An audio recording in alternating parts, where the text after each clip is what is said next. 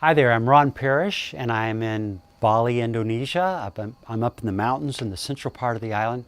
I love it here. And I wish I could share this experience of being in this beautiful rainforest with you. Also, you may listen carefully and hear in the background a mosque. And then coming from this direction is the gongs from a Hindu temple. So this is characteristic of Bali, especially this area. A mixture of Muslims and Hindus. I love it. But today I'm not here to tell you about Bali. I'm here to tell you about a spiritual exercise, a way that you can grow spiritually, a way that you can grow in your faith, a way that you can experience God's presence. I wrote a book on it recently called Building Your Spiritual Core, 101 Creative Ways to Connect with God. And actually this book has been compiled over a lifetime. And I found that there are exercises that I've done for years that I've learned from others that cause me to be able to express my love to God. Exercises in which I find relief from stress. Exercises that help me to pray with greater faith. There are exercises that help us cultivate gratitude. And this is my favorite one. What I'm going to share with you today is very simple, and yet it has profound impact on our lives. It's transformed me. I've done it daily for at least 14 years, and I'm not exaggerating. Daily. And so what I do, and this is how it works, it's very simple. I get my cup of coffee first, but before I do anything else other than have my cup of coffee in hand, I pull out my journal, and you could use any kind of instrument to write with. You can use a computer or your iPhone or your tablet, but I take a pen and my journal and I begin to reflect on the last 24 hours. And the question is, how has God blessed me in the last 24 hours? How's He answered my prayers? How's He shown me His love?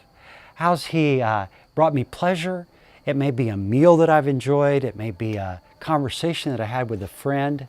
It may be a chance that He could speak through me and a chance to share the gospel with a Muslim or a Hindu. It could be any number of things. It could be a task that I got out of the way. I actually accomplished the task. And I say, thank you, God, for. And rather than write out thank you, God, for, I just put a check mark. And you can see an example of a journal. Thank you, God, for. And I list as many things as I can think of. Now, this may be easier for you because if you've not done this or you haven't done it in a long time, you could think back to 2 weeks ago or a month ago or a year ago. But I think in the last 24 hours, and I come up with a list. Now, sometimes it takes me 20, 30 minutes to come up with a list that I think, okay, these are some of the ways that God's blessed me yesterday or in the last 24 hours. Because God's blessings are hard to count.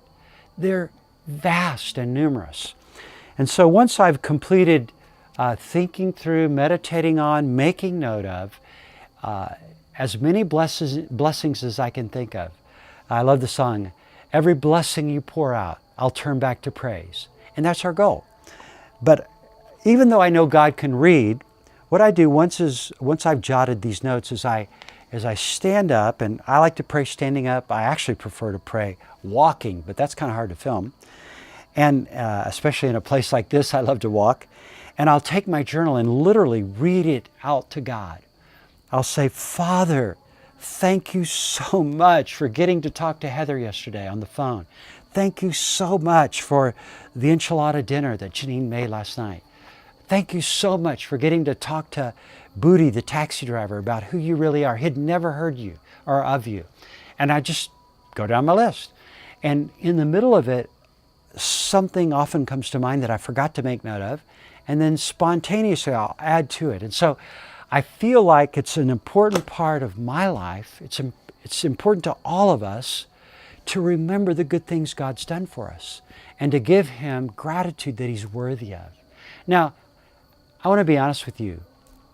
My life's been transformed through this exercise. I've done it for at least 14 years, every day. But even more importantly, I think the heart of God is blessed. Now I want to close with this story. You know the story. There were 10 people with a terrible skin disease that came to Jesus one day and pleaded with Him to be healed. And he said, go and show yourself to the priest. Now, we don't know if they were healed immediately, but sometime in the process of going to show themselves to the priest, as was the Jewish custom, they were healed. Now, what's interesting about that story, only one person, not even a full-blooded Jewish person, a Samaritan, stopped and said, this isn't right. I've got to go back to the Messiah, the teacher, the one that healed me, and I've got to tell him thank you.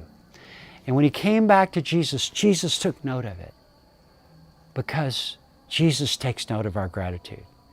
Not only that, the man, it says in the scriptures, was made whole. He had been healed, but something happened in him spiritually when he paused and said, I'm going to take time and tell God thank you. I'm going to take time and tell the one who blessed me thank you. How worthy he is of our gratitude. And if you want to experience the presence of God, you practice gratitude. Gratitude is not something we feel necessarily. Gratitude is what we do. Rarely do I wake up feeling grateful, but I always feel more grateful after the first 30 minutes of my day. God bless you. Try this. Take a pen, a piece of paper, make a list. Take your computer, make a list, bullet point it with just ways that God's blessed you, ways that God's loved you, things that you might say, oh, that's spiritual, or that's not very spiritual, but you found it to be a good gift. For all the gifts come from the good and perfect Father.